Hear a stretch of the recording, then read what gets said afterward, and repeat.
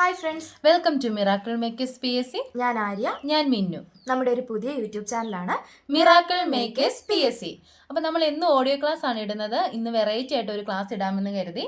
അപ്പം നമ്മുടെ ചാനലിന്റെ പ്രത്യേകത എന്താണ്? സ്മാർട്ട് വർക്ക് അല്ലേ? അപ്പം എന്താണ് ഈ സ്മാർട്ട് വർക്ക് കൊണ്ട് ഉദ്ദേശിക്കുന്നത്? എന്താണ് സ്മാർട്ട് വർക്ക്? PSC യുടെ ഒരു പ്രത്യേകത എന്താ?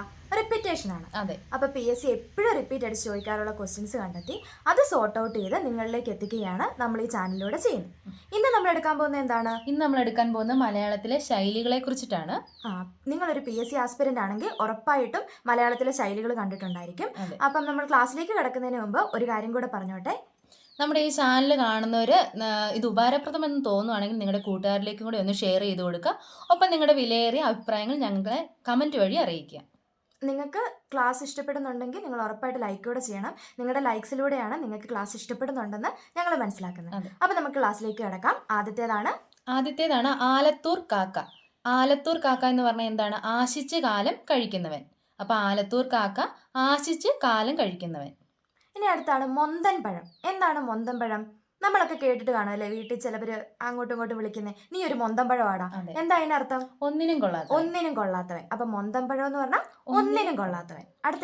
അടുത്താണ് ഭസ്മത്തിൽ നെയ്യൊഴിക്കുക. ഭസ്മത്തിൽ നെയ്യൊഴിക്കുക. എന്താണ് ഭസ്മത്തിൽ നെയ്യൊഴിക്കുക? നിഷ്ഫലയത്നം. അതെ. ഒരു പ്രയോജനം ഇല്ലാതെ ഏതാണ്ടൊക്കെ കാണിച്ചു കൂട്ടുന്നു, അതാണ് ഭസ്മത്തിൽ നെയ്യൊഴിക്കുക. അപ്പൊ ആലത്തൂർ കാക്ക എന്താണ്?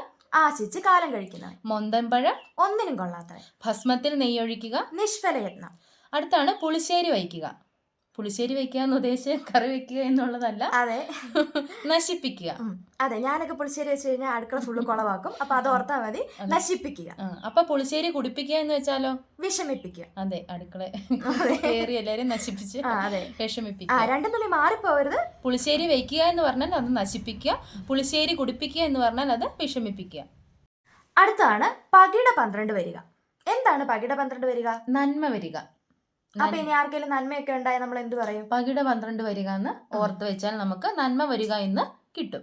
അടുത്താണ് ഉറിയിൽ കയറ്റുക. ഉറിയിൽ കയറ്റുക എന്ന് പറഞ്ഞാൽ പറ്റിച്ച് അബദ്ധത്തിൽ ചാടിക്കുക. എന്താണ്? പറ്റിച്ച് അബദ്ധത്തിൽ ചാടിക്കുക.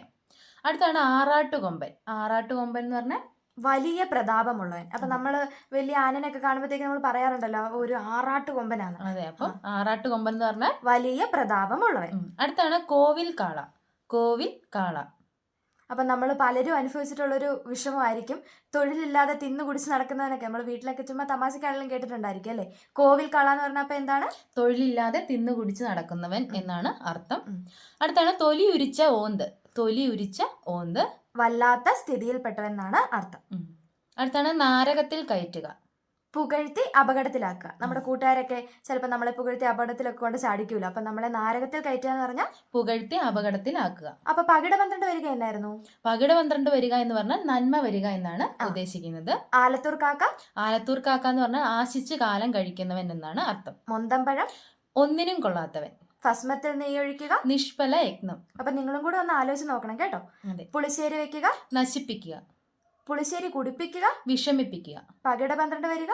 നന്മ വരിക. ഉരിയിൽ കയറ്റുക. പറ്റിച്ച അബദ്ധത്തിൽ ചാടിക്കുക. ആറാട്ടുകൊമ്പൻ വലിയ പ്രതാപമുള്ളവൻ. കോവിൽ കാള തൊഴിലില്ലാതെ തിന്നു കുടിച്ച് നടക്കുന്നവൻ. ഓക്കെ, നമുക്ക് അടുത്ത് നോക്കാം. അടുത്താണ് അമ്പലം വിഴുങ്ങുക. അമ്പലം വിഴുങ്ങുക എന്ന് പറഞ്ഞാല് മുഴുവൻ കൊള്ളയടിക്കുക. കാക്കപ്പൊന്ന് വിലയില്ലാത്ത വസ്തു. അടുത്താണ് നക്രബാഷ്പം. നക്രബാഷ്പം എന്ന് പറഞ്ഞാൽ മുതലക്കണ്ണീര് അല്ലെങ്കിൽ ദുഃഖം അഭിനയിക്കല്.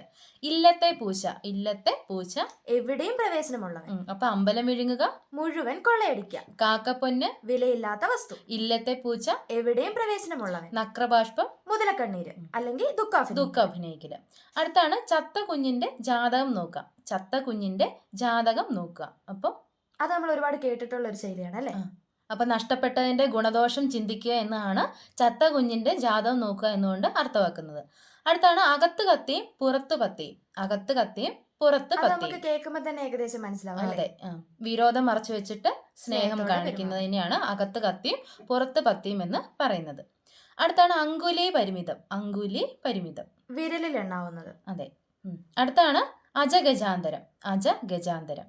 അതിന്റെ അർത്ഥം എല്ലാവർക്കും അറിയാവുന്ന വലിയ വ്യത്യാസം. അടുത്താണ് ഇരുതല കൊളുത്തി. ഇരുതല കൊളുത്തി. ഇരുതല രണ്ട് ഇടത്തു നിന്നും പ്രവർത്തിക്കുന്ന ആരാ? ഏഷണിക്കാരൻ. അപ്പൊ ഇരുതല കൊളുത്തി എന്ന് പറഞ്ഞാൽ ഏഷണിക്കാരൻ. അടുത്താണ് ഉരച്ചു നോക്കുക. ഉരച്ചു നോക്കുക. ഗുണദോഷം അറിയുക. അതെ, നമ്മൾ ഗുണദോഷം സ്വർണ്ണമൊക്കെ കുറിച്ച് നോക്കുന്ന എന്നത്തിനാ, അതുപോലെ ഗുണദോഷം അറിയുക. അടുത്താണ് എലിയെ പേടിച്ച് ഇല്ലം ചുടുക. എലിയെ പേടിച്ച് ഇല്ലം ചുടുക. നിസ്സാര കാര്യത്തിന് വലിയ നഷ്ടം വരുത്തുന്നതിനാണ് എലിയെ പേടിച്ച് ഇല്ലം ചുടുക എന്ന് പറയുന്നത്. അപ്പൊ ചത്ത കുഞ്ഞിന്റെ ജാതകം നോക്കുക. നഷ്ടപ്പെട്ടതിന്റെ ഗുണദോഷം ചിന്തിക്കുക. അകത്ത് കത്തിയും പുറത്ത് പത്തിയും.